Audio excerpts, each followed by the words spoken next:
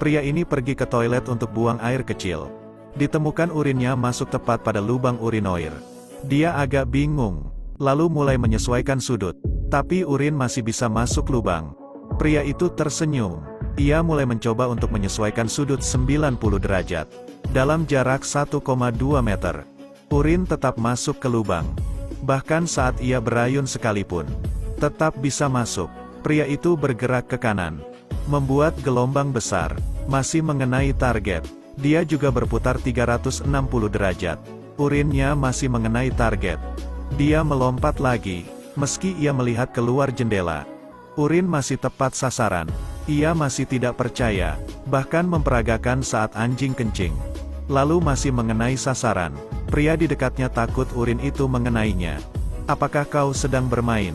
Setelah lelah buang air kecil. Pria itu membuka kulkas. Dia punya kok dan minuman lainnya. Geser ke kiri ada kentang goreng dan makanan. Lalu Johnny pergi ke balkon. Di luar terlihat pegunungan yang indah.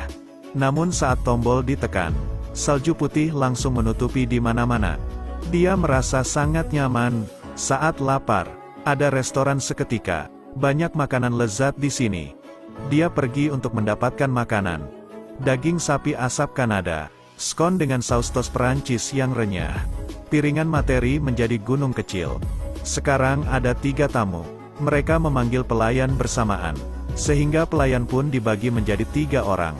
Namun saat akan makan, semua makanan di piringnya menghilang.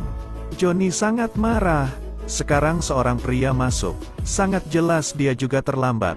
Aku hanya terlambat beberapa menit. Haruskah aku kelaparan? Pria itu pergi ke lemari makanan. Lalu ia memukul-mukul pintu lemari. Di samping muncul sepotong roti. Dia langsung memakannya. Ternyata begini cara mendapatkan makanan. Johnny juga muncul.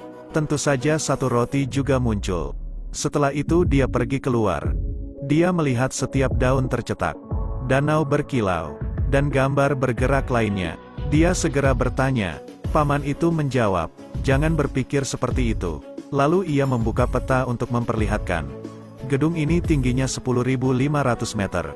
Kita hanya bisa melihat lantai terdekat. Setidaknya ada 1 juta orang bermain di danau ini. Orang itu melompati jembatan. Kali ini Johnny tahu, barang-barang di sini membutuhkan kuantitas akses. Ada juga daerah kumuh di sini. Mereka hanya bisa tinggal di ruang bawah tanah. Tidak bisa membeli pemandangan indah mengambang. Hanya layar biru di luar jendela. Gadis kecil itu membuat mainan sederhana. Karena tidak mempunyai mainan, buku ini hanya memiliki 5 halaman. Tapi jika ingin membaca isinya, harus membayar uang. Anak yang sudah membacanya akan dibekukan. Bahkan pakaian pun tidak terbeli. Pria itu hanya bisa telanjang. Sekalipun itu sebuah kegagalan, dia pikir itu membutuhkan ruang. Lantas apa yang terjadi pada akhirnya? Di tahun mendatang, teknologi manusia akan melangkah ke tingkat yang baru. Mobil bisa mengemudi sendiri. Dia berpindah tangan. Hasilnya dihentikan oleh polisi. Apa masalah yang terjadi?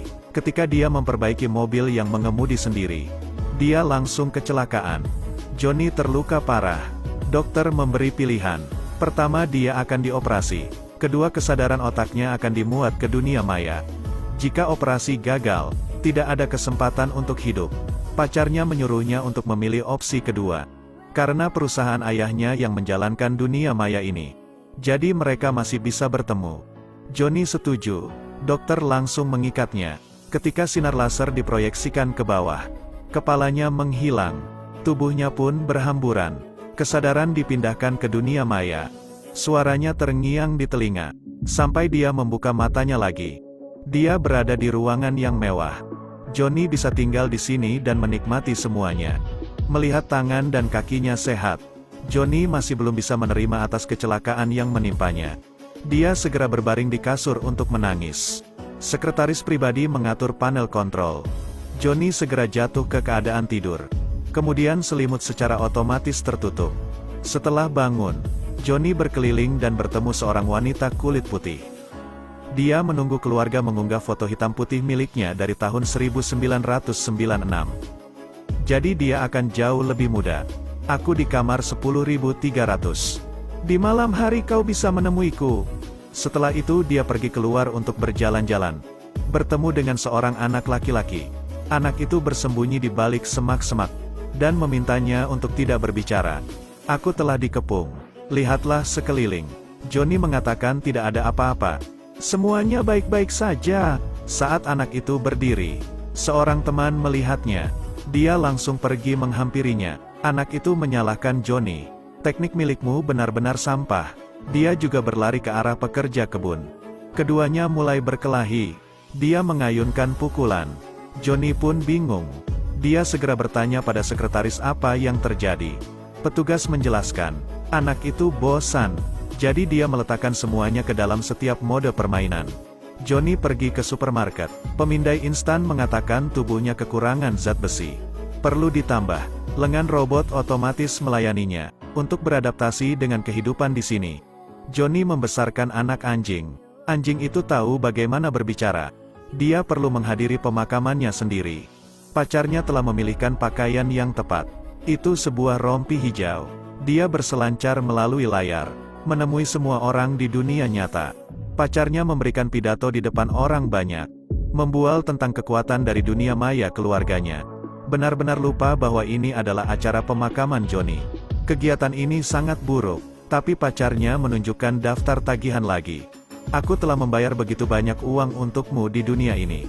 Dia juga mengatakan itu buruk, dan hanya bisa mengancam untuk berhenti. Bagaimanapun juga, ketika pacarnya menghapus data, kesadarannya akan hilang. Dia tidak akan pernah lagi. Keduanya hancur dalam ketidaksenangan. Johnny pun kembali ke hotel. Robot AI tanpa henti menjual permen. Tapi itu membuatnya frustrasi. Dia aktif berbicara dengan tetangga. Sepatumu bagus. Tetangga bertanya apa yang kau lakukan. Aku adalah desainer game. Menciptakan sebuah aplikasi. Tapi kau tidak ingat nama aplikasinya. Apa yang salah dengan ingatanmu? Johnny memanggil sekretaris. Saya ingin Anda membantu saya memulihkan ingatan. Sekretaris mengeluarkan komputer, lalu membannya memulihkan memori. Johnny juga mengingat. Dia bekerja dengan pacarnya di sebuah proyek yang disebut transendensi. Tapi hanya beberapa hari kemudian, dia mengalami kecelakaan dan meninggal. Apa masalahnya? Sangat ada pembaruan sistem segera. Semua orang di dunia maya diharuskan untuk tidur. Sekretaris baru saja masuk proses pembaruan. Lalu mungkin akan mengembalikan semua kenangan.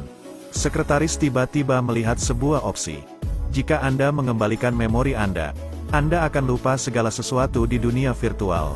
Sekretaris ragu-ragu. Dia bicara tentang pilihan. Saya tidak ingin mengambil memori itu lagi. Sekretaris memilih cara mengembalikan memori. Setelah memulihkan memori, dia menemukan bahwa hidup dia hancur. Tidak hanya dengan teman, apalagi dengan pacar, hanya untuk menghubungi ayahnya. Jadi dia diam-diam menjualnya. Orang yang bermitra dengannya juga marah. Setelah mendapatkan kembali memori, Johnny tak dapat menerima dirinya yang sebenarnya. Jadi dia segera pindah. Tetangga memberitahunya, di sini tidak harus melakukan apa-apa. Hanya diam dengan tenang di kamar. Sekretaris memberi nasihat, kita tak bisa mengubah apa yang telah terjadi. Tetapi di dunia maya, Anda memiliki kesempatan untuk mengubahnya. Johnny pun terinspirasi. Dia bersiap memulai hidup baru di sini. Film ini berjudul Pembaruan Hidup Baru. Tanyakan jika Anda ingin berkomentar. Di masa depan, ingatanmu akan diunggah ke sistem, membantu Anda hidup di dunia maya. Mungkin itu bagaimana cara membuat orang menjadi abadi. Film ini sangat bagus. Saya sarankan Anda menonton film aslinya.